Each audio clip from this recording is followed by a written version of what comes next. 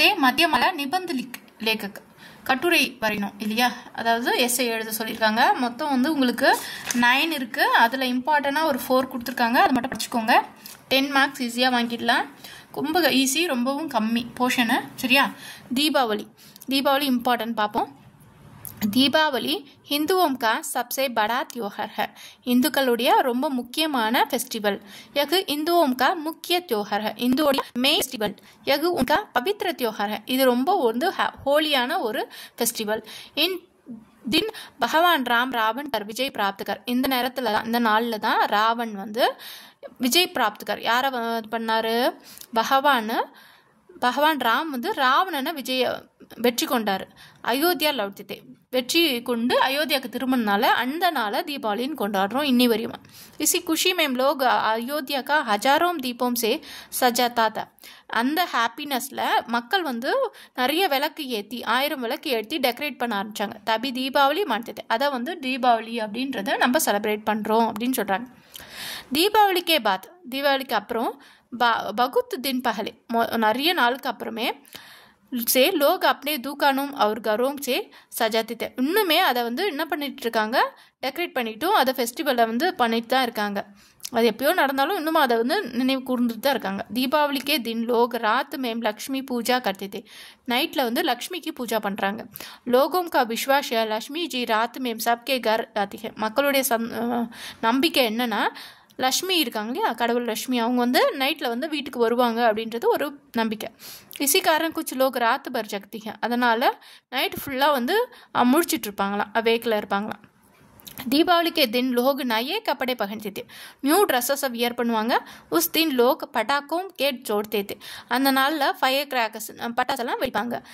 इसलिए बच्चों दीपावली के दिन बहुत लगती है. இதனால குழந்தைங்க தீபாவளி அப்படின்னாவே ரொம்ப ஹாப்பியாக இருப்பாங்க அப்படின்னு சொல்கிறாங்க. சரியா? அடுத்தது 4th ஒன் இம்பார்ட்டன்ட். பாக்னா என்னது? புலி. ஸோ பாக் வந்து ஜங்லி ஜான்வர். பாக் வந்து ஒரு காட்டு விலங்கு, வைல்ட் அனிமல். यह बिल्ली की शक्ल का होता है. இது பில்லி அந்த பூனையோட ஷேப்லேயே தான் இருக்கும். यह बहुत भयानक जानवर. ஆனால் ரொம்ப டேஞ்சரான ஒரு ஜான்வர். என்னது? பாக்.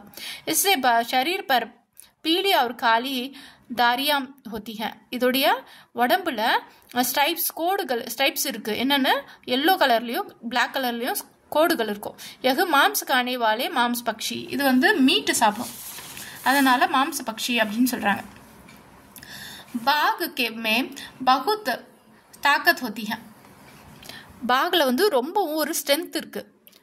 பாகுனா புலியில் ரொம்ப ஸ்ட்ரென்த் இருக்குது, பலம் வாய்ந்தது. யகு அப்பனே பாஞ்சோம் சே ஷிகார்கோ மார்க்கர் காத்தா. அது வந்து தன்னுடைய பாஞ்சும் நகங்களை வந்து ஷிகார்கள் வேட்டையாடி அதை கொன்று சாப்பிடும். மார்க்கர்னா அதை வந்து அட்டாக் பண்ணி சாப்பிடும்.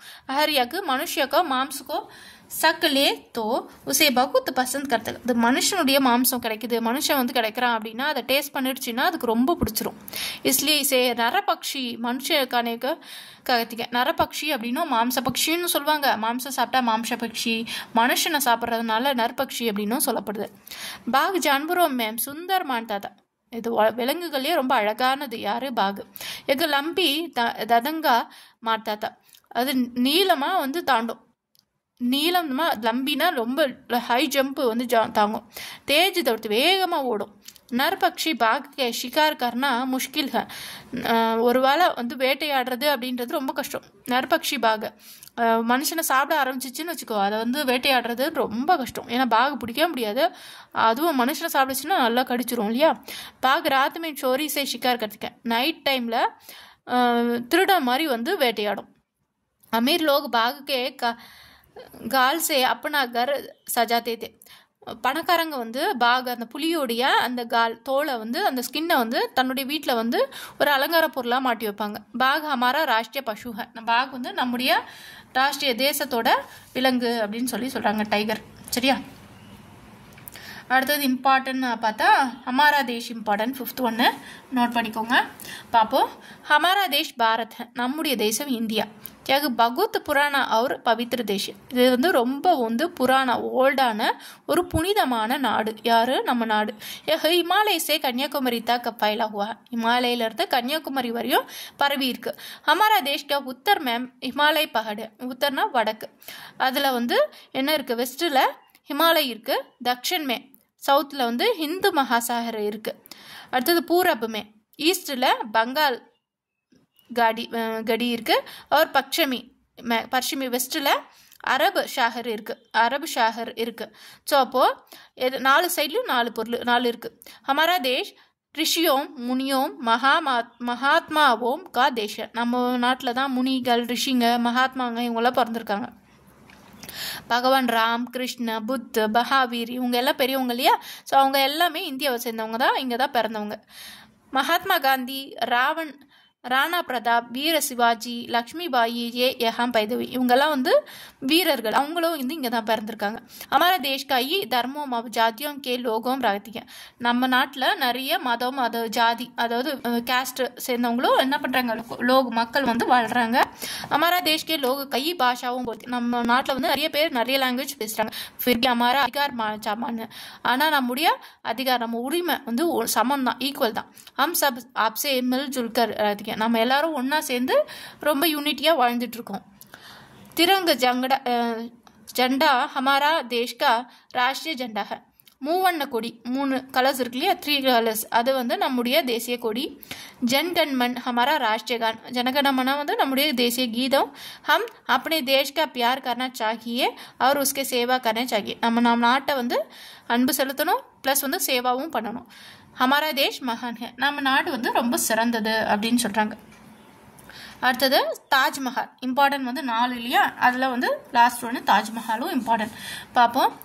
துனியா மே பகுத் சி சுந்தர் இமாரத். உலகத்திலே ரொம்ப அழகான ஒரு கட்டிடம், இமாரத், பில்டிங் அப்படின்னா அது தாஜ்மஹால் தான். துனியா பர் கே லோக் உஸ்கே தேக்னே ஜாத்தி ஹை. உலகம் ஃபுல்லாக இருக்கிற மக்கள் வந்து இதை பார்க்க வராங்க. தாஜ்மஹால் பி ஐசே ஹி இமாரத்தோ மேம் ஏக் ஹை. தாஜ்மஹால் கூட அந்த மாதிரி ஒரு அழகான ஒரு பில்டிங்கில் ஒன்று. यह हमारा देश का यमुना नदी के किनारे से स्थित है.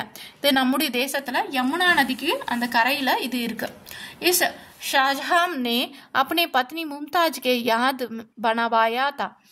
ஷாஜகான் அவர் வந்து தன்னோட ஒய்ஃப் மும்தாஜுடைய நினைவா, அவங்களுடைய தாட்ஸால் என்ன பண்ணியிருக்காங்க, இது பனவாயா தான் கட்ட வச்சார். எகு பூரி தரக் சே சஃபேத் மர்மர் கி பனி இமாரத். இது ஃபுல்லாகவே ஒயிட் ஸ்டோன்ஸாக இருக்கிற பளிங்கு கல் அந்தன்னு சொல்லுவாங்கல்ல, அந்த கல்லில் கட்டப்பட்ட ஒரு பில்டிங். கஹதே ஹே மிஸ்கே பன்வானே கரோடு ரூபியே லகேதி. இதை சொல்லப்படுது என்னன்னா, இதை வந்து கட்டுறதுக்கு வந்து க்ரோஸ் கணக்கில் வந்து ரூபாய் செலவாச்சுன்னு. ஹஜாரோம் லோகோம் நே இது கை சாலோம் தக்க காம் கியாத. 1000 ஹஜாரோம்னா ஆயிரக்கணக்கான மக்கள் வந்து இதுக்காக வந்து ஒர்க் பண்ணியிருக்காங்க. இஸ்கே திவாரோம் மே கிம்தி ஹீரா ஜான்டே கஹியே. அதோடைய சுவர் இருக்குல்ல, திவாரம்னா வால்ஸ், அதிலலாம் கிம்தி விலை மதிப்பான எக்ஸ்பென்ஸான ஹீரா வைரமாக வந்து பதிச்சாங்களாம். पर अंग्रेजों ने उनके निकल कर उनके जहाँ कांच के टुकड़े लगवा दिया. அப்புறம் இங்கிலீஷ்காரங்க பிரிட்டிஷ்காரங்கிட்ட போகும்போது அதெல்லாம் நோண்டி எடுத்துட்டு அவங்கள வந்து அதை வந்து உடஞ்ச கல் வச்சு அதை வந்து அடைச்சிட்டாங்களாம். தாஜ்மஹால் கே சாம்னே கா பாக் பகுத் சுந்தர் ஹை.